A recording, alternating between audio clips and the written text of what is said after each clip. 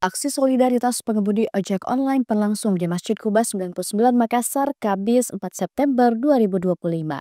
Sekitar 1.000 driver hadir dengan menggunakan atribut masing-masing aplikator. Abdul Ghaffar, perwakilan komunitas 411, menjelaskan kegiatan ini sebagai upaya untuk menjaga keamanan dan mencegah tindakan yang tidak bertanggung jawab. Kita melakukan ini untuk mencegah untuk aksi-aksi yang tidak bertanggung jawab. Makanya kita mengadakan selagi ojol untuk mengantisipasi untuk aksi damai sesama ojol untuk mengamankan untuk situasi dan kondusif Kota Makassar. Tanya soal keamanan, doa bersama juga ditunjukkan untuk mendoakan rekan sesama driver, Afan Kurniawan, dan untuk Indonesia yang damai.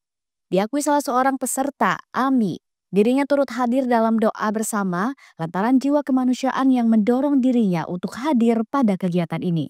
Karena jiwa kemanusiaan, Mas. Karena kita ini sesama ojol juga toh. Karena ini kegiatan positif, jadi ini mendorong hati saya untuk bergerak datang ke lokasi.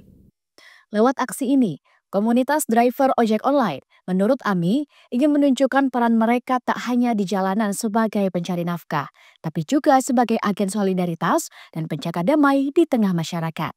Rizka Fraja, Andi Muhammad Syafrizal, Unhas TV.